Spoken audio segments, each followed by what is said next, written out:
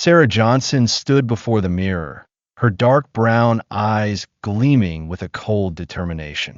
Light from the crystal chandelier hanging from the ceiling shone down, reflecting every sharp line of her face, a proud beauty now concealed beneath a layer of deliberately applied dirt. Her slender hands, once accustomed to sparkling diamond rings, now trembled as she fastened the tattered, old coat around her slim figure. It was a coat she had picked from a pile of donated clothing in her own warehouse, a bitter irony she could never have imagined when she first signed the contract to build a chain of shelters for the city's homeless. Sarah was no stranger to pain. She grew up in a slum, where the musty smell of peeling walls mingled with the cries of hungry children. Her mother, a gaunt black woman with eyes sunken from overwork, passed away when Sarah was just 15, leaving her and her younger sister, Lily, adrift in a harsh life. It was the memory of those cold nights when the two sisters huddled together under a thin blanket that drove Sarah to rise from poverty. With sharp intelligence and steely patience, she built a financial empire from nothing, becoming one of the city's wealthiest and most powerful black women. But she always kept her true identity hidden from the public eye, choosing to quietly use her wealth to help those who were once like her. Today, she stood here not as an accomplished businesswoman in an elegant suit, but as a homeless person, a ghost of the very past she had tried to bury. The thought pierced her heart, as if someone had plunged a cold knife into her chest. But that pain wasn't the only reason she was doing this. A week ago, during a board meeting, her assistant, James, reported complaints from the black community in the West Side, where one of her largest shelters was located. They say the staff there refuses to help black people, that they're treated like trash, James whispered, his voice trembling with anger. Sarah sat still, her hands gripping the armrests until her knuckles turned white. She said nothing, but in her mind, a plan had formed, bold, dangerous, and irresistible. She couldn't believe that the place she had poured so much effort into building, the place she had dreamed would be a light for those abandoned by society, had become a stain of racism. Every brick, every warm blanket in those shelters was soaked with her sweat and dreams. She had stood in the middle of the construction site, her high heels covered in mud, watching the walls rise and imagining hundreds of people finding safe haven under that roof. But now, that dream was shattering, and she needed to see the truth for herself, not through reports, not through stories, but with her own eyes and heart. Sarah took a deep breath, the smell of old fabric from the coat filling her nostrils, evoking memories of the days she slept on the cold ground next to Lily. Her sister, with her curly hair and a smile as bright as sunlight, couldn't survive the cold of that winter. Lily died in Sarah's arms, her small body trembling with fever and hunger, just days before Sarah found her first job to change their lives. Lily's death was the deepest scar in Sarah's soul, a pain she carried as a vow. Never again would she let anyone suffer as her sister did. But now, she wondered, was she failing that vow? She stepped out of her luxurious penthouse, with the clear glass walls overlooked the city bathed in a fiery sunset. Her personal driver, Mr. Henry, waited by the gleaming black Bentley, but today she gestured for him to take a break. "I'll go on my own," she said, her voice low but firm. Mr. Henry looked at her, a hint of worry in his eyes as he noticed her strange appearance, but he didn't ask questions. He knew Sarah's character well. Once she made a decision, no one could sway her. Night fell as Sarah walked the streets. The biting cold wind pierced her skin, seeping through the holes in her coat, making her shiver. She pulled the hood over her head, hiding the face that had graced the covers of prestigious business magazines. In her pocket was an old cell phone, her only connection to her real world if things went wrong. She carried no cash, no jewelry, nothing that could reveal her identity. She wanted to fully experience the feeling of being homeless, the despair, the invisibility, and the contempt she had experienced in her childhood. The West Side streets appeared before her, darker and more desolate than the downtown area she usually frequented. Dilapidated buildings stood side by side, the streetlights flickering as if about to go out. The sound of car horns mixed with distant shouts, blending with the smell of garbage in the air. Sarah walked slowly, her torn shoes revealing her freezing toes. She stopped in front of a low building with a faded sign, West Side Shelter. This was the place she had come to inaugurate 3 years ago, in a discreet ceremony without the press. She remembered the feeling of pride when she cut the ribbon, when she saw the first people enter and receive help. But now, standing before the battered wooden door, her heart pounded not with pride, but with a foreboding sense of unease. She pushed the door open, the creaking hinges sounding like a warning. Inside, the light from cheap fluorescent bulbs flickered, casting shadows on the stained walls and the neatly arranged but empty cots. A familiar musty smell filled her nostrils, recalling memories of her childhood home. But what stopped her wasn't the scene, but the first gaze that met hers, a cold, contemptuous look from the white woman behind the reception desk. Sarah felt the hostility immediately, like an electric shock running down her spine. She knew she had just entered a battle she didn't want, but couldn't avoid. The woman later Sarah learned her name was Linda, said nothing for the first few seconds. She just looked Sarah up and down, her thin lips pressed into a harsh line. Sarah stood there, her shoulders slightly hunched from the instinct of someone who had been looked down upon, but inside her a fire of anger began to smolder. She took a deep breath, trying to keep her voice calm as she spoke. "Hello, I need a place to stay for the night." But before she could say more, Linda interrupted with a sharp voice.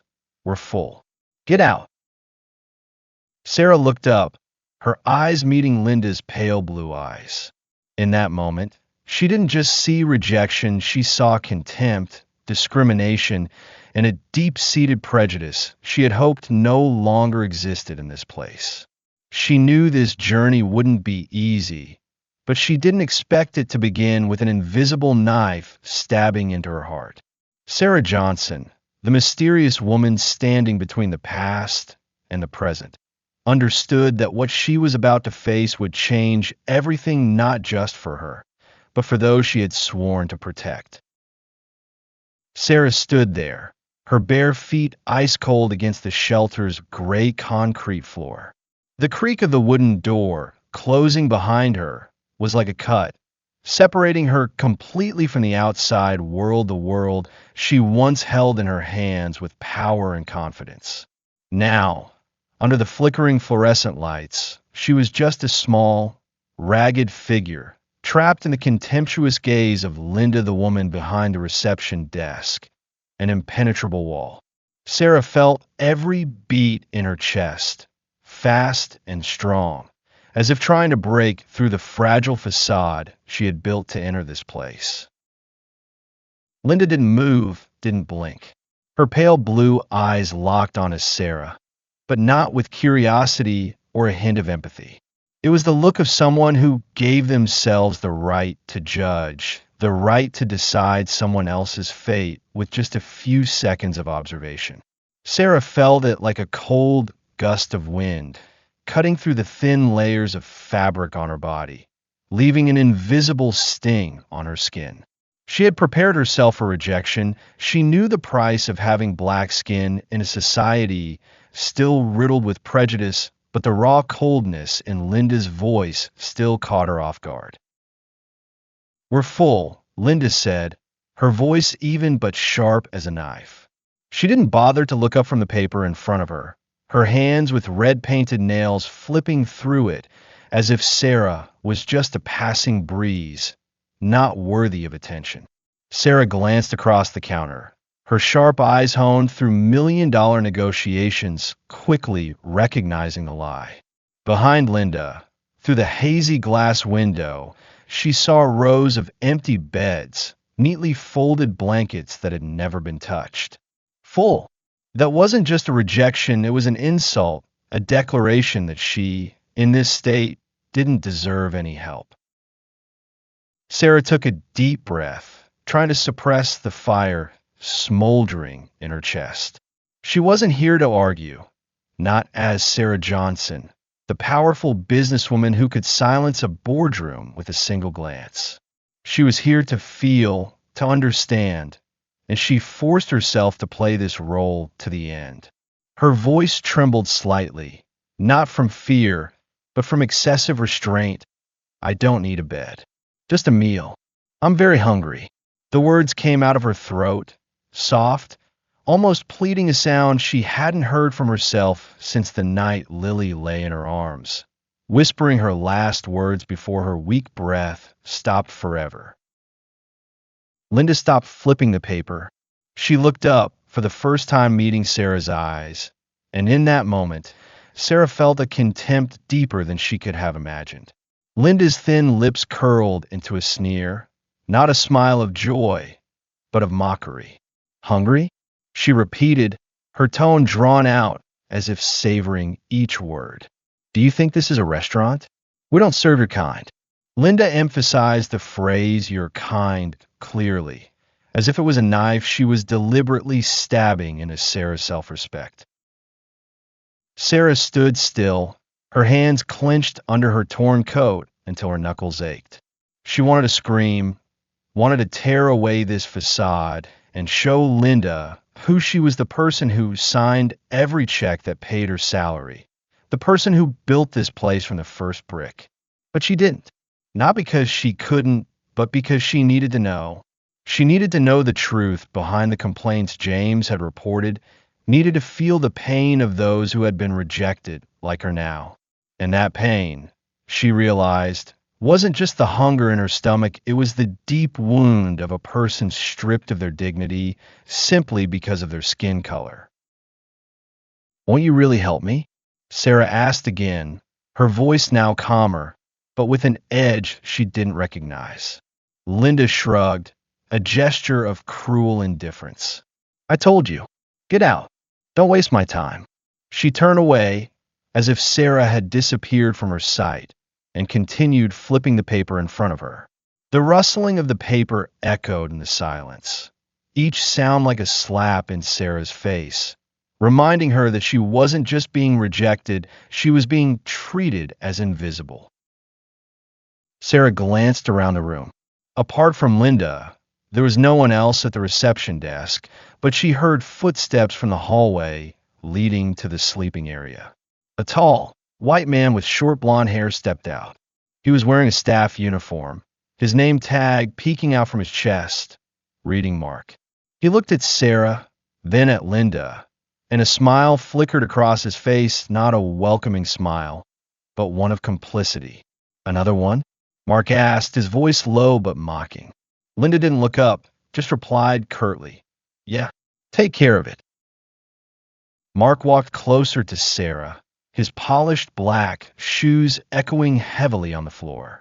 He stopped a few steps away, his green eyes scanning her from head to toe, slowly, as if assessing a worthless object. Didn't you hear? This place isn't for you. Beat it before I call security. His voice wasn't loud, but it carried a threatening weight, as if he was waiting for an excuse to act more forcefully. Sarah felt the blood in her body heat up, every vein straining with suppressed anger. She wanted to scream in his face, wanted to ask him what gave him the right to chase her, the person who created this place, out of her own home. But she didn't. She stood there, her shoulders hunched, her eyes staring straight at Mark without blinking. In those eyes wasn't submission, but a silent promise, She wouldn't forget this moment, and she would make them pay. Mark frowned, seeming to notice something different in the way Sarah looked at him, but he quickly dismissed it. What are you still standing there for? Go. He waved his hand, gesturing as if shooing away a stray animal. Sarah turned, walking slowly towards the door. The creak of the hinges echoed again as she pushed it open, and the cold of the night rushed in, enveloping her like a cruel embrace. But in her heart, the fire didn't go out, it burned brighter than ever. As the door closed behind her, Sarah heard Linda's soft laughter from inside, mixed with Mark's whisper, those kinds of people thinking they can come in here. Talk about delusional. Those words etched themselves into Sarah's mind, like a new scar on top of the old scars from her childhood. She stood outside, her hands trembling not from the cold, but from the mix of anger and pain. She knew she couldn't stop here. This first coldness was just the beginning, a small cut compared to what she was about to discover, and what she would do to reclaim justice. Sarah stood there, right in front of the door that had just closed, her breath mingling with the cold night air, forming thin wisps of white smoke. Linda's soft laughter and Mark's mocking words still echoed in her ears, sharp as needles piercing her eardrums. The wind blew, seeping through the holes in her ragged coat, but the cold outside was nothing compared to the chill spreading through her, a deep hurt mixed with the smoldering anger she tried to suppress. She turned back, her dark brown eyes gleaming with a cold determination under the worn hood. No, she couldn't leave like this. Not after everything she had built. Not when the memory of Lily still burned in her heart like an inextinguishable flame. She pushed the door open again, the hinges creaking for the second time that night, echoing in the shelter's silent space. Linda looked up from the reception desk. Her pale blue eyes narrowed, clearly not expecting Sarah to return. Mark, leaning against the wall with an indifferent expression, straightened up, his arms crossed, as if preparing to deal with an unwanted problem. The air in the room suddenly felt heavy, as if an invisible storm was brewing, and Sarah in her ragged, small form was at its center. "Won't you really help me?" Sarah repeated her question, her voice no longer trembling as it had before. It was deep, firm, carrying a strength she didn't recognize, the strength of someone who had overcome adversity, who had faced people more powerful than Linda and Mark 100 times over. But here, under the guise of a homeless person, she chose restraint, letting her voice sound like a final plea, a last chance for them to prove her wrong, that this place wasn't a stain on her dream. Linda put down the paper, her hands with red-painted nails pausing in midair. She looked at Sarah, then let out a short, dry laugh, as if Sarah's question was the most ridiculous thing she had ever heard. "Don't you get it?" Linda said, her tone drawn out with mockery. "I told you to leave. We don't help people like you." This time, the phrase "like you" was emphasized more, heavier, like a stone thrown in Sarah's face. Linda turned to Mark, her thin lips curling into her familiar sneer. "She thinks she deserves help. Look at the way she's dressed." Mark walked closer, his polished black shoes echoing steadily on the concrete floor. He stopped a few steps away from Sarah and leaned down slightly to look her in the eye. His green eyes flashed with amusement, as if he was enjoying this moment. "Deserves?" He repeated, his voice low but mocking. "Have you seen yourself? Hair a mess, clothes torn like you just pulled them out of the trash. Who do you think you are, demanding we help you?" Sarah felt every word from Mark like a knife, not because they hurt her, but because they confirmed her worst fear, that this place, which she had seen as a beacon of hope, had become a den of prejudice and cruelty. She stood still, her hands clenched in her pockets until her nails dug into her palms, leaving red marks. But she didn't reply immediately. She took a deep breath, trying to stay calm, and asked again, her voice slow but sharp. Then who do you help? Who deserves it in your eyes? The question hung in the air, like a bullet waiting to be fired. Linda and Mark exchanged a look, and in that moment, Sarah realized they didn't need to speak. Their complicity was obvious. Linda stood up from her chair, stepped out from behind the reception desk, her high heels clicking on the floor. She walked closer to Sarah, so close that Sarah could smell the cheap perfume wafting from her, a scent completely at odds with the coldness on her face. You want to know? Linda said, her voice lowered but malicious. We help people who are clean, who know how to behave, who don't dirty this place just by walking in. She paused, tilting her head, and the smile on her lips became more twisted. What about you? Look at you, dirty, smelly. Do you think you want her kind here? Probably addicted, stealing, or something worse. Don't pretend to be innocent. Sarah felt the blood in her body boil, every vein straining to burst under her skin. You're kind? Those words weren't just an insult, they were a judgment, a prejudice ingrained in Linda's mind without any evidence other than her skin color and ragged appearance. She wanted to scream, wanted to tell Linda that she had sat in luxurious rooms she could never dream of, that she had written the checks to pay for the high heels she was wearing. But she didn't. She stood there, her eyes fixed on Linda, and asked a question she knew would push this dialogue into a dead end. So if I were white cleaner, would you help me? The air suddenly went silent, heavy enough for Sarah to hear her own breathing. Linda paused, her pale blue eyes blinking quickly as if struck by a weakness.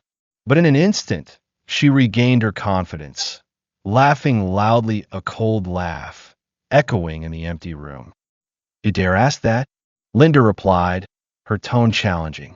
So what if I would? If you were white, at least I'd consider it. But you? Look at you, you don't belong here. This place isn't for your kind. Mark chuckled, his laughter joining Linda's, forming a chorus of contempt. That's right, he chimed in, stepping to stand beside Linda like an inseparable ally. People like you just dirty this place. We have standards, you know, and you don't meet them. He pointed towards the door, his gesture decisive, as if ordering a stray dog. Get out before I have to tell you a third time. Sarah stood still, her feet rooted to the floor.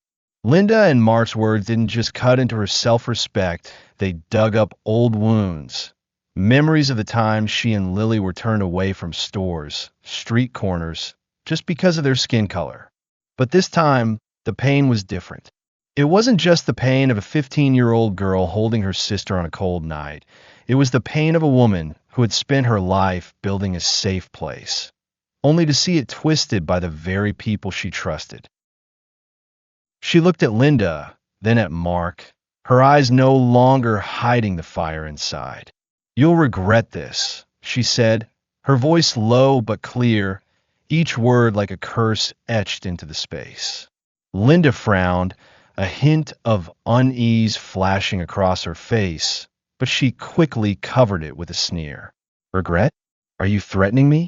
Go regret it out on the street. Mark stepped forward, as if to push Sarah out, but she had already turned, walking towards the door before he could touch her. As the door closed behind her for the second time, Sarah stood outside, her hands trembling not from the cold, but from the burning anger and determination. The dialogue had been shocking, a confirmation that her dream had been betrayed. But she didn't give up. She pulled the old cell phone from her pocket, her fingers flying across the screen. The message she sent was just a few words. James, bring the papers. Now. She knew the real battle had just begun. Sarah stood outside, the March night's cold biting into her skin through a ragged coat. The wind blew harder, carrying street dust and the stench of garbage from a nearby alley. But she felt nothing but the fire burning in her chest. Linda and Mark's words are kind, undeserving, Dirtying this place echoed in her head like a haunting melody, each note a knife stabbing into old scars. She gripped the old cell phone in her hand, the dim screen lit with the message she had just sent. James, bring the papers. Now, her fingers trembled, not from the cold, but from the anger and determination that were merging into an unexpected strength. She turned back to look at the shelter's battered wooden door, with a flickering fluorescent light shone through the cracks like a challenge. Inside, Linda and Mark were laughing, complacent in the small world they thought they controlled. But they couldn't know that the ragged woman they had just turned away was the person who had created this place, who had poured her sweat, tears, and dreams into every brick, every blanket. Sarah took a deep breath, her breath shaking in the cold air, and she told herself, it's time. She couldn't continue to stand here, a ghost of the past. She had to face them, not as a homeless person begging for mercy, but as Sarah Johnson, the true owner of this shelter. She pushed the door open for the third time, the hinges creaking like a small scream in the night, echoing in the empty room. Linda was sitting behind a reception desk, flipping through a paper as if nothing had happened, while Mark leaned against the wall, sipping coffee from a cheap paper cup. They both looked up at the sound of the door, and in an instant, the surprise on their faces turned to annoyance. Linda put down the paper, her pale blue eyes narrowed, her voice sharp. What are you doing back here? I told you to leave. Don't be stubborn. Mark stepped forward, his polished black shoes echoing heavily on the concrete floor. Are you deaf? He growled, his arms crossed. Or do you want me to drag you out? Don't test my patience. He moved closer, so close that Sarah could smell the coffee on his breath, an ordinary scent, eerily out of place in this tense atmosphere. Sarah stood still, her bare feet ice cold on the floor, but she didn't back down. She looked straight at Mark, then at Linda, her dark brown eyes burning with a light they had never seen before. I'm not leaving, she said, her voice low but clear, each word like a stone thrown into their complacency. Not until you answer me. Why won't you help me? Why do you choose who deserves help based on their appearance? Linda laughed, a dry laugh that echoed like a crack in the silence. You still haven't given up? She said, standing up from her chair and stepping out from behind the counter. I made it clear, we don't help people like you. Look at you, dirty ragged. Why do you have to demand anything here? She tilted her head, her sneer becoming more twisted. You're just wasting my time. Mark chimed in, his voice mocking. She thinks she's a lost princess or something. Look at that torn bag, probably full of gold and silver, right? He laughed loudly, his laughter joining Linda's, creating a chorus of contempt. But Sarah didn't reply. She stood there, her hands clenched in her pockets, waiting. She knew James was on his way, and she just needed to stall long enough for her secret to be revealed. You think I have nothing to prove? Sarah asked, her voice now carrying a cold, sharp edge. If I show you who I am, would you change how you treat me? The question hung in the air, a challenge Linda and Mark couldn't ignore. Linda frowned, a hint of suspicion flickering across her face, but she quickly covered it with a sneer. Prove it? She repeated, her tone drawn out with disdain. What do you have besides that torn bag? A fake check? Or a made-up story about how you used to be someone important? Don't make me laugh. Mark stepped forward, his green eyes flashing with amusement. Go ahead, try, he said, his voice low but threatening. But I'm warning you. If you're lying, I won't go easy on you. Someone like you dares to talk big here? He pointed towards the door, as if ready to push her out for the last time. Sarah didn't answer immediately. She quietly took the cell phone from her pocket, her hands trembling not from fear, but from the adrenaline coursing through her veins. She knew this moment would change everything, not just for Linda and Mark, but for herself. She pressed the speed dial, and James's deep voice rang out from the other end. "I'm outside, ma'am. I'll be right in." Sarah nodded, even though James couldn't see, and put the phone away. She looked at Linda and Mark, her lips pressed into a firm line. "You want proof? Fine. Just wait a little longer." Linda frowned, the confidence on her face wavering slightly. "What are you playing at?" she snapped, but before she could say more, the wooden door burst open again. James stepped in, a tall black man in a sleek black suit, holding a thick brown envelope. He didn't look at Linda or Mark. His eyes were fixed on Sarah, carrying the worry and respect that only her closest confidants understood. He walked over, handed the envelope to Sarah without a word, then stepped back to stand near the door, like a guard waiting for orders. Sarah opened the envelope, her hands now steady. She pulled out a stack of papers, each sheet clearly stamped with a notary seal, and held them up in front of Linda and Mark.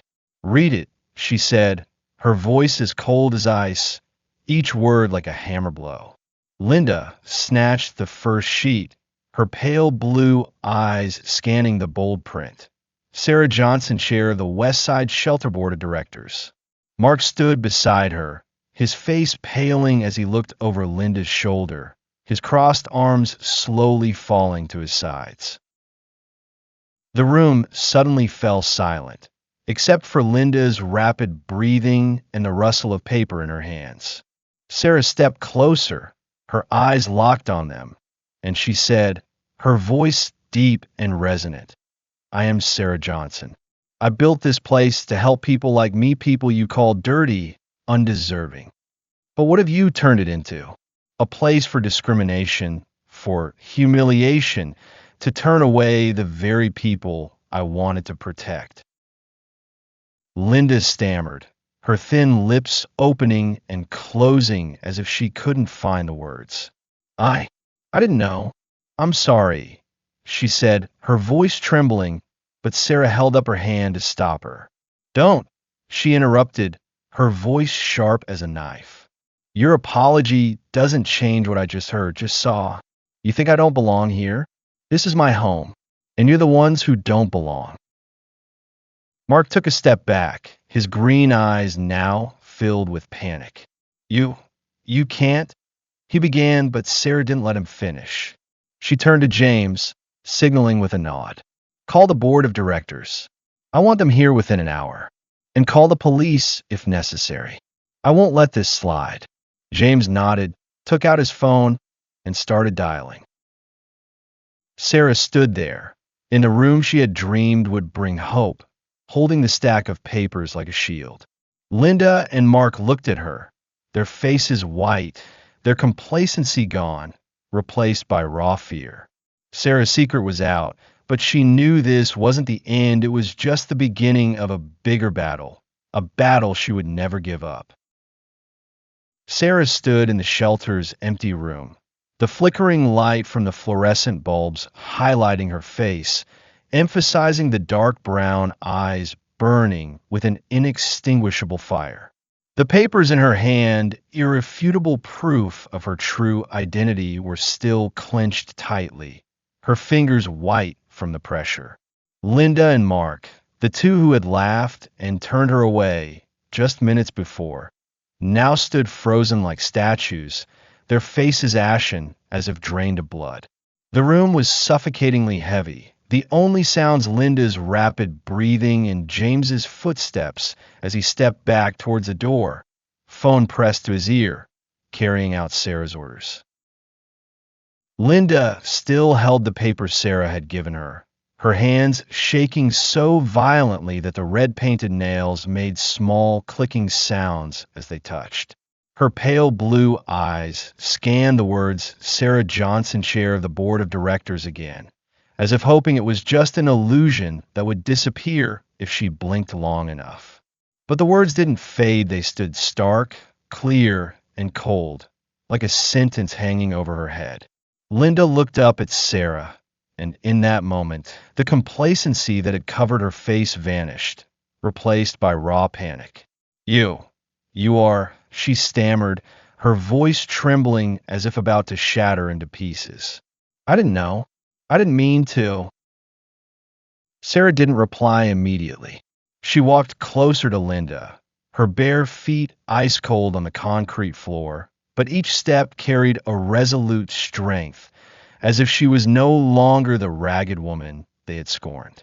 She stopped just a few steps from Linda and looked straight in her wavering pale blue eyes. Didn't know? Sarah repeated, her voice deep but sharp as a knife, cutting through the stifling silence. You didn't know who I was, but you knew exactly what you were doing. You turned me away not because I was a stranger, but because of my skin color, because of how I looked. You thought I wasn't worthy, didn't you? Linda took a step back, her back hitting the reception desk, the paper in her hand falling to the floor with a soft rustle. No, that's not it, she said, her voice high-pitched with fear. I thought you were. I didn't mean to offend you. But her excuses were weak, disjointed, like the fragments of a shattered vase that couldn't be pieced back together. Sarah shook her head, her lips pressed into a cold line. Don't lie, she interrupted, her voice now devoid of restraint. I heard every word you said. You're kind, dirty, don't belong here. Do you think those words have no weight? Mark, who had been silent since Sarah revealed her identity, now stepped forward, his hands raised as if trying to defuse the situation. But his face, once full of confidence and disdain, was now pale, his green eyes flickering with fear. Ms. Johnson, he began, his voice low but trembling, calling her by her real name for the first time. We didn't know you were the chair. If we had known, we would have treated you differently. Please, don't make this a big deal. He tried to smile, but it was twisted, forced like a mask about to fall off. Sarah turned to Mark, her eyes locking onto him, and in that moment, she saw the falsity in his words. Treated differently? She asked, her voice now carrying a cold, mocking tone. You mean if I had walked in here in a fancy suit, with lighter skin, you would have bowed and brought me a hot meal? But because I look like this ragged, black, I'm not worthy of help? Is it your standard? She paused, took a deep breath, and continued, her voice ringing out like an accusation. I built this place so no one would have to endure that again. But you've turned it into a place where even my sister, if she were still alive, would be turned away. The words escaped Sarah's throat like a choked sob, and in an instant, the memory of Lily flooded back, the small girl with curly hair, eyes as bright as sunlight, lying in her arms on that cold night. Sarah felt her eyes sting, but she didn't let the tears fall. Not here, not in front of them. She turned away, looking at the empty rows of beds behind Linda, and said, her voice low but heavy, you didn't just turn me away. You turned away everyone this place was built to protect, and I won't forgive that. Linda burst into tears, short sobs escaping her throat, but they weren't tears of remorse, they were tears of fear. What are you going to do? She asked, her voice trembling. Are you going to fire us? I need this job. I have young children at home. She knelt down, her hands clutching her knees, tears streaming down her mascara-streaked face. But Sarah wasn't moved. She looked down at Linda, her eyes as cold as ice. You need this job? She asked, her voice now devoid of anger, replaced by deep disappointment. What about the people you turn away? Don't they need a meal, a place to stay? Do you think their lives are less valuable than your children's? Mark stepped back, his hands shaking as he realized the situation was beyond saving. Ms. Johnson, please, he said, his voice almost pleading. We were wrong. We'll change. Give us a chance. But Sarah didn't answer. She turned to James, who had just hung up the phone, and signaled with a nod. The board of directors is on their way. James said, his voice deep but firm. I've also reported the discrimination here to the police, as you requested. Linda looked up, her red eyes wide with horror. Police? She whispered, her voice breaking. You can't do that. We didn't do anything illegal. But Sarah interrupted, her voice now carrying an irresistible strength. Illegal or not, the law will decide. As for me, I decide who stays here. And you both of you, your time here is over. Mark lunged forward, as if to plead one last time, but James stepped in, placing a hand on his shoulder and pushing him back. Don't make it worse, James said, his voice low but threatening. Mark stopped, his hands falling to his sides, his face now just an empty shell of his former arrogance. Linda remained kneeling on the floor, her sobs echoing in the room, but they didn't sway Sarah. She stood there, amidst the empty rows of beds, holding the papers like a reminder of her mission. Linda and Mark's shock wasn't just the collapse of their facade before Sarah's identity, it was the exposure of a bitter truth she had hoped never to face. That even in the place she built with her heart, the shadow of prejudice still lurked, silently destroying everything. But Sarah didn't give up. She turned to James, her voice low but firm. Prepare for the meeting. I want everything resolved before dawn. She knew this shock was just the first step, and she wouldn't stop until justice was served. Sarah stood in the shelter, the flickering light from the fluorescent bulbs casting shadows on her face, highlighting her determined features, now tinged with weariness. Linda was still kneeling on the floor, her sobs fading into choked hiccups, while Mark stood motionless, his green eyes empty, like someone who had lost everything. James had left to prepare for the board meeting, leaving Sarah alone with the two who had betrayed her dream. She looked at them, not with the satisfaction of a victor, but with deep sorrow, the sorrow of someone who realized that her life's work had been twisted by the very people she trusted. She turned away, walking towards the empty rows of beds, her bare feet cold against the neatly folded blanket on one of the cots. Her fingers brushed against the rough fabric, and in that moment, the memory of Lily flooded back like a raging wave. She remembered the nights when the two sisters huddled together under a thin blanket in their dilapidated home, Lily's weak breath mingling with the wind whistling through the cracks in the walls. Lily had died in her arms, her bright eyes slowly closing, leaving Sarah with a vow etched into her bones. Never again would she let anyone suffer as her sister had. But now, standing in the very place she had built to fulfill that vow, she wondered, had she failed? Linda's sobs pulled her back to reality. Sarah turned back, looking at her, a woman now huddled on the floor, mascara smudged on her pale face. You can't fire me, Linda whispered, her voice breaking. I need this job, my children. But Sarah didn't reply. She no longer had the strength to argue, no longer wanted to hear the excuses. She simply raised her hand to silence Linda, her voice low but heavy. You had the chance to do the right thing. You chose wrong. The consequences are yours, not mine. Linda looked up, her red eyes wide with horror, but Sarah didn't look back. She walked out, leaving Linda and Mark with the stifling silence of the room. Outside, the night was colder, the wind cutting through her ragged coat, reminding her of the fragility of everything. Sarah stood under the flickering streetlights, waiting for James to return with the board of directors. But before she could formulate her next steps, a sound echoed from afar, shouts, hurried footsteps, and voices echoing in the dark alley. She turned, and in the dim light of the street lamps, she saw a crowd approaching the shelter. Black faces, angry eyes, hands raised high, clutching hastily written signs. Justice for the homeless. Stop racism. News of what had happened inside the shelter had spread faster than Sarah had imagined. Perhaps someone had overheard the conversation through the thin door, or someone who had been turned away like her had seen James enter with the papers. Whatever it was, the black community in the West Side had erupted.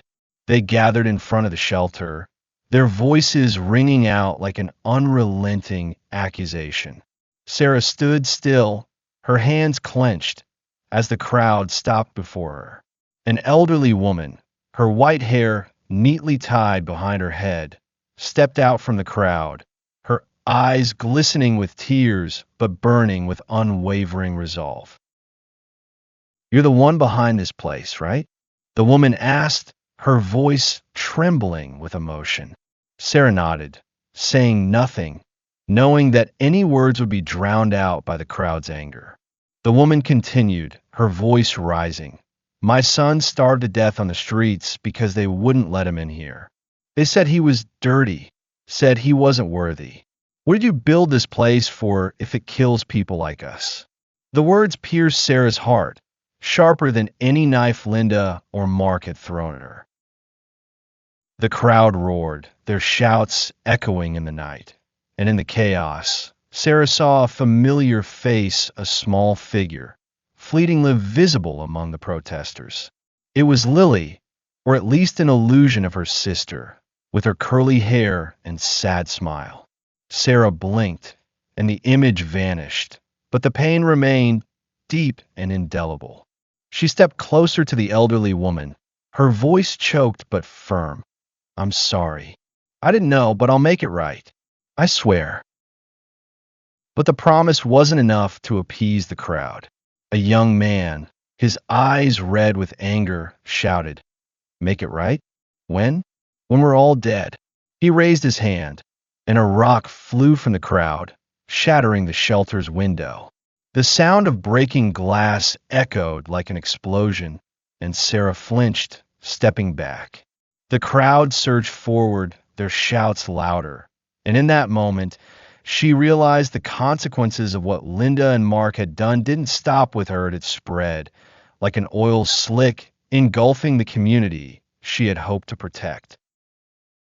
James emerged from the alley beside the shelter, the black Bentley pulling up in front.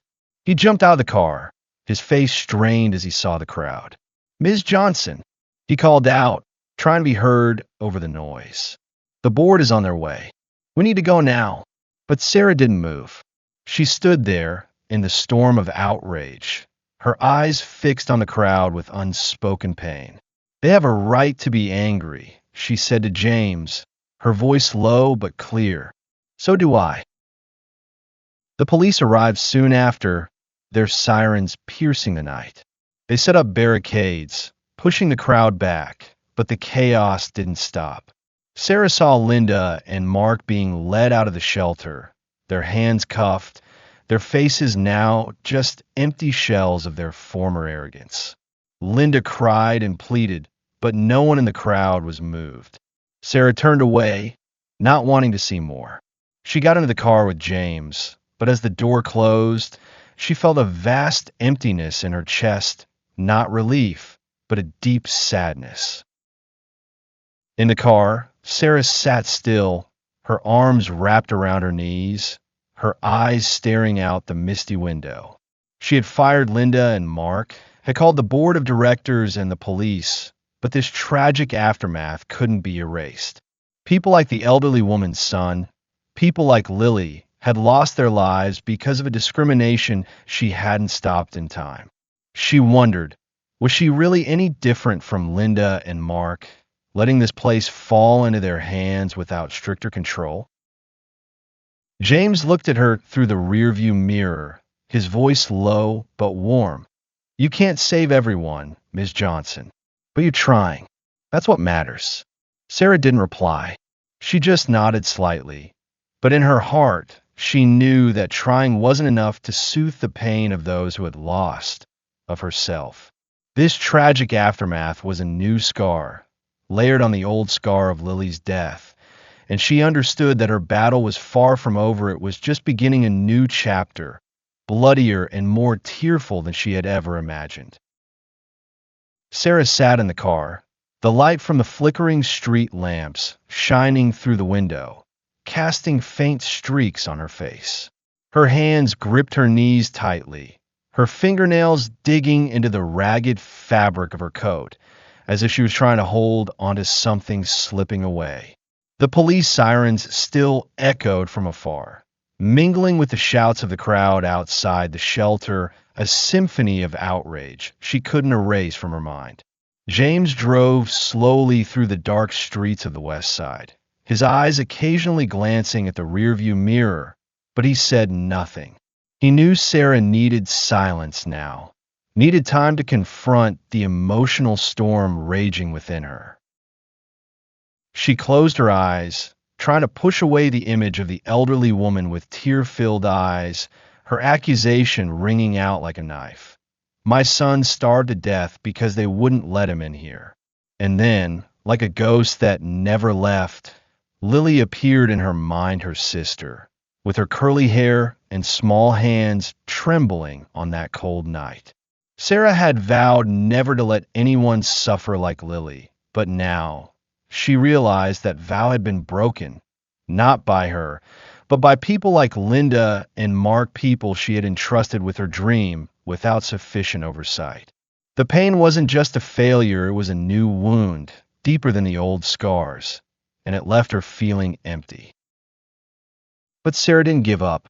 When the car stopped in front of her temporary office, a small building a few blocks from the shelter, she opened her eyes, her dark brown eyes gleaming with a cold determination. She turned to James, her voice low but firm. I can't let things continue like this. We have to change right now. James nodded, asking no questions. He knew that when Sarah said right now, she wasn't just talking about a plan, she was declaring war on her own failure.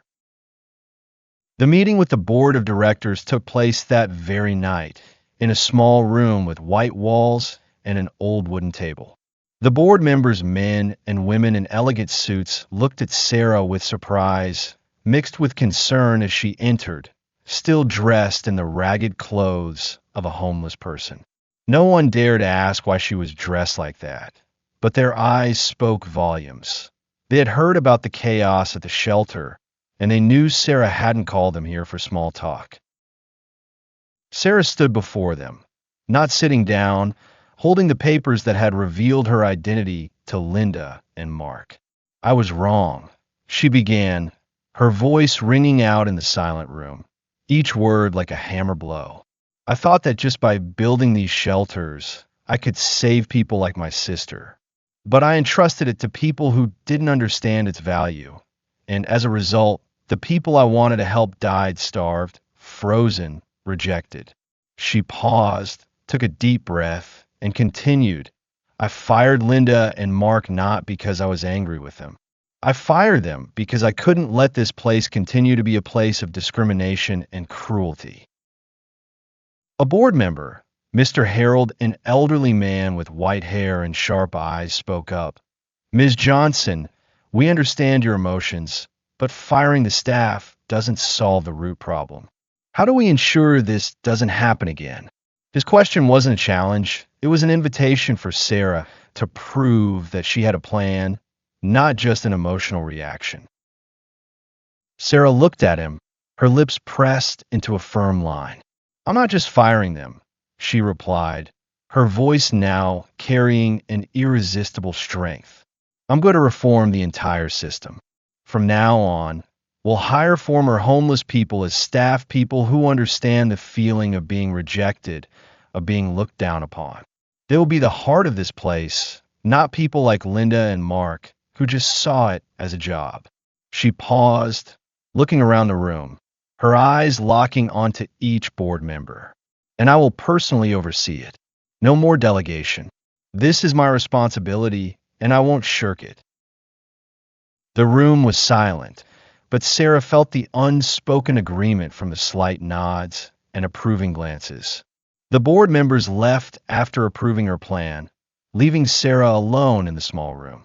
She sat down in the old chair, her hands cradling her head, and for the first time that night, she allowed herself to breathe a long, heavy breath, as if she had just shed an enormous burden.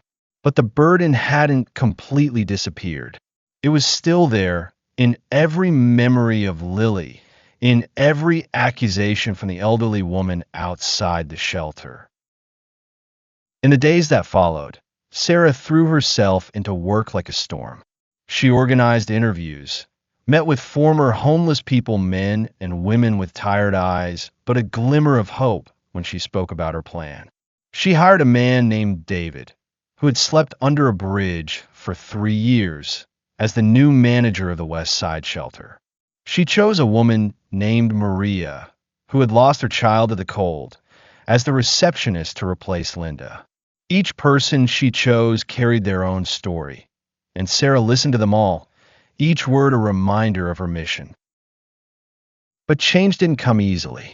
The crowd outside the shelter didn't disperse immediately. They still protested, still angry, and Sarah didn't blame them. She went out to meet them every day, not wearing a fancy suit, but still in her simple clothes, to show them she wasn't hiding. "I'm making it right," she told them, her voice ringing out amidst the shouts. "Give me time."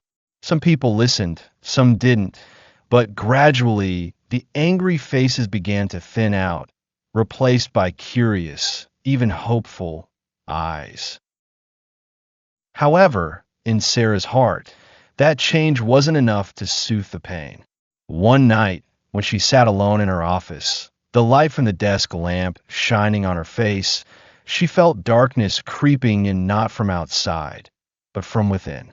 She opened a drawer, took out an old photo of Lily, her small hands hugging Sarah on a rare sunny day. Tears streamed down Sarah's cheeks, the first time since everything had started. "I'm sorry, Lily," she whispered, her voice breaking. "I didn't do enough." She wondered if these changes were really enough to atone, or if she was just patching up a wound too big to heal. Sarah buried her head on the desk, her choked sobs echoing in the silent room. The pressure from public opinion, the memory of Lily, and the heavy responsibility of making things right plunged her into a deep pit of depression. She didn't sleep, didn't eat, just worked tirelessly, as if work was the only way to avoid facing herself. James noticed it, and one evening he walked into the office, placing a hand on her shoulder. "You need to rest," he said, his voice low but firm. "You can't change the whole world in one night." Sarah looked up, her red eyes meeting his. "But I have to try," she replied, her voice weak but determined. "Otherwise, everything I do will be meaningless." James said nothing more, just stood there, a solid presence in her internal storm. And in that moment, Sarah realized that change had begun not just in the shelter, but in herself. It was slow, painful, but it was the first light piercing the darkness, and she would grasp it no matter the cost. Sarah sat in the car, the light from the flickering street lamps shining through the window, casting faint streaks on her face. Her hands gripped her knees tightly, her fingernails digging into the ragged fabric of her coat, as if she was trying to hold onto something slipping away. The police sirens still echoed from afar, mingling with the shouts of the crowd outside the shelter, a symphony of outrage she couldn't erase from her mind. James drove slowly through the dark streets of the West Side, his eyes occasionally glancing at the rearview mirror, but he said nothing. He knew Sarah needed silence now, needed time to confront the emotional storm raging within her. She closed her eyes, trying to push away the image of the elderly woman with tear-filled eyes, her accusation ringing out like a knife. "My son starved to death because they wouldn't let him in here." And then, like a ghost that never left, Lily appeared in her mind, her sister, with her curly hair and small hands trembling on that cold night. Sarah had vowed never to let anyone suffer like Lily, but now she realized that vow had been broken, not by her, but by people like Linda and Mark, people she had entrusted with her dream without sufficient oversight. The pain wasn't just a failure, it was a new wound, deeper than the old scars, and it left her feeling empty. But Sarah didn't give up. When the car stopped in front of her temporary office, a small building a few blocks from the shelter, she opened her eyes, her dark brown eyes gleaming with a cold determination. She turned to James, her voice low but firm. "I can't let things continue like this. We have to change right now." James nodded, asking no questions. He knew that when Sarah said right now, she wasn't just talking about a plan, she was declaring war on her own failure. The meeting with the board of directors took place that very night, in a small room with white walls and an old wooden table. The board members, men and women in elegant suits, looked at Sarah with surprise, mixed with concern as she entered, still dressed in the ragged clothes of a homeless person. No one dared ask why she was dressed like that, but their eyes spoke volumes. They had heard about the chaos at the shelter, and they knew Sarah hadn't called them here for small talk. Sarah stood before them, not sitting down, holding the papers that had revealed her identity to Linda and Mark. "I was wrong," she began, her voice ringing out in the silent room, each word like a hammer blow. "I thought that just by building these shelters, I could save people like my sister. But I entrusted it to people who didn't understand its value. And as a result, the people I wanted to help died starved, frozen, rejected." She paused, took a deep breath, and continued. "I fired Linda and Mark not because I was angry with them. I fired them because I couldn't let this place continue to be a place of discrimination and cruelty." A board member, Mr. Harold, an elderly man with white hair and sharp eyes, spoke up. "Ms. Johnson, we understand your emotions, but firing the staff doesn't solve the root problem. How do we ensure this doesn't happen again?" His question wasn't a challenge. It was an invitation for Sarah to prove that she had a plan, not just an emotional reaction. Sarah looked at him, her lips pressed into a firm line. "I'm not just firing them," she replied, her voice now carrying an irresistible strength. "I'm going to reform the entire system. From now on, we'll hire former homeless people as staff, people who understand the feeling of being rejected, of being looked down upon. They will be the heart of this place, not people like Linda and Mark, who just saw it as a job." She paused, looking around the room, her eyes locking onto each board member. "And I will personally oversee it. No more delegation. This is my responsibility, and I won't shirk it." The room was silent, but Sarah felt the unspoken agreement from the slight nods and approving glances. The board members left after approving her plan, leaving Sarah alone in the small room. She sat down in the old chair, her hands cradling her head, and for the first time that night, she allowed herself to breathe a long, heavy breath, as if she had just shed an enormous burden. But the burden hadn't completely disappeared. It was still there in every memory of Lily, in every accusation from the elderly woman outside the shelter. In the days that followed, Sarah threw herself into work like a storm. She organized interviews, met with former homeless people, men and women with tired eyes, but a glimmer of hope when she spoke about her plan. She hired a man named David, who had slept under a bridge for 3 years, as the new manager of the West Side shelter. She chose a woman named Maria, who had lost her child to the cold, as the receptionist to replace Linda. Each person she chose carried their own story, and Sarah listened to them all, each word a reminder of her mission. But change didn't come easily. The crowd outside the shelter didn't disperse immediately. They still protested, still angry, and Sarah didn't blame them. She went out to meet them every day, not wearing a fancy suit, but still in her simple clothes, to show them she wasn't hiding. "I'm making it right," she told them, her voice ringing out amidst the shouts. Give me time. Some people listened, some didn't, but gradually the angry faces began to thin out, replaced by curious, even hopeful eyes. However, in Sarah's heart, that change wasn't enough to soothe the pain. One night, when she sat alone in her office, the light from the desk lamp shining on her face, she felt darkness creeping in not from outside, but from within. She opened a drawer, took out an old photo of Lily, her small hands hugging Sarah on a rare sunny day. Tears streamed down Sarah's cheeks, the first time since everything had started. "I'm sorry, Lily," she whispered, her voice breaking. "I didn't do enough." She wondered if these changes were really enough to atone, or if she was just patching up a wound too big to heal. Sarah buried her head on the desk, her choked sobs echoing in the silent room. The pressure from public opinion, the memory of Lily, and the heavy responsibility of making things right plunged her into a deep pit of depression.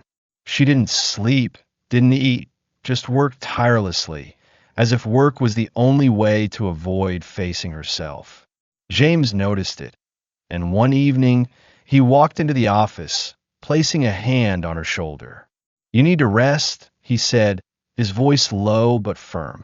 "You can't change the whole world in one night." Sarah looked up, her red eyes meeting his. "But I have to try," she replied, her voice weak but determined. "Otherwise, everything I do will be meaningless." James said nothing more, just stood there, a solid presence in her internal storm.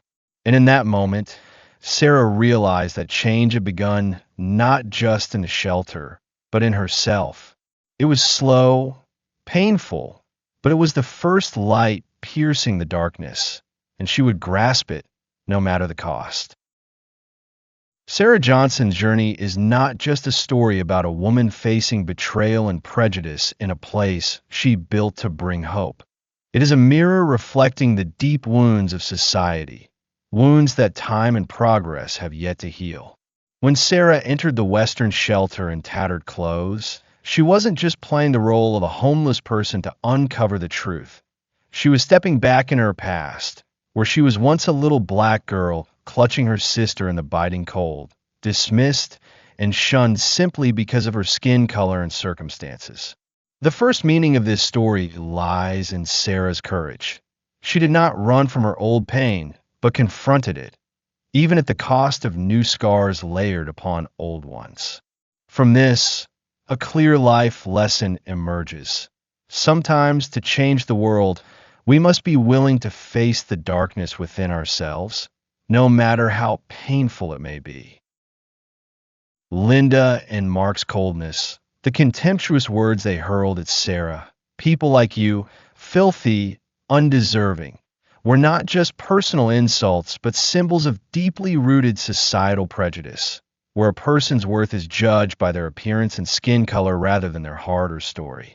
Their shock upon learning that Sarah was the chairwoman of the board was not just a collapse of personal arrogance, but a stark reminder that power and compassion can be hidden beneath the most unexpected facades.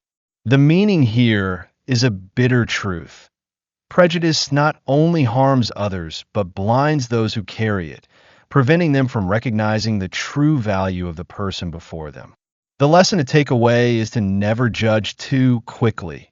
Everyone has a story, and the truth is often deeper than what meets the eye.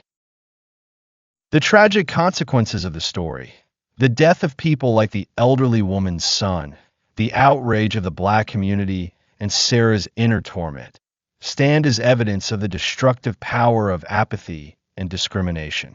When the crowd hurled stones at the shelter, they were not just throwing them at Linda and Mark. They were lashing out at a system that had failed to protect them, a system Sarah once believed would be a beacon of light in the darkness. The significance of this tragedy serves as a warning. Small acts of injustice, if left unchecked, can ignite into a fire that consumes everything, leaving shattered lives and burned-out dreams in its wake. The life lesson here is that silence in the face of injustice is also a crime. We must act. We must speak up, for every moment of hesitation is a lost opportunity to save someone. The changes Sarah initiated, firing Linda and Mark, hiring former homeless individuals, and personally overseeing the shelter, were not a perfect victory, but a painful step forward filled with sacrifice. She did not only face the anger of the community, but also the darkness within herself, where the pain of Lily's death and the weight of failure kept her awake at night. The meaning of this transformation lies in the power of perseverance. Though the world does not change overnight, every small step is a brick in rebuilding lost faith. The life lesson is that true change begins with concrete actions, with empathy, and with the willingness to stand up after every fall. Because even the smallest lights can drive away darkness if we do not give up on igniting them. Grace's letter, Samuel's smile, and the image of a little girl clutching a blanket are the glimmers of light at the end of Sarah's journey. Not a brilliant light that erases all darkness, but small flickers, enough to keep her moving forward. They remind her that while she cannot save everyone, she can save one person at a time, and each life she touches is proof that her dream is not meaningless. The significance of this light is a form of personal redemption. It does not erase the pain of Lily's loss or Sarah's failures, but it gives her a reason to believe that she can still make a difference. The life lesson here is that hope is not something grand or perfect. It is found in small moments of kindness, resilience, and the belief that every effort matters, even if it changes just one life. Sarah's story is also a challenge to all of us. What are we doing to confront injustice in our own lives?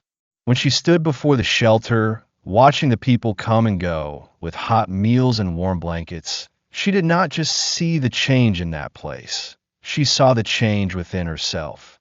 From a powerless little girl holding her sister in the cold night, she had become a woman who dared to face prejudice, to bear responsibility, and to dream once more.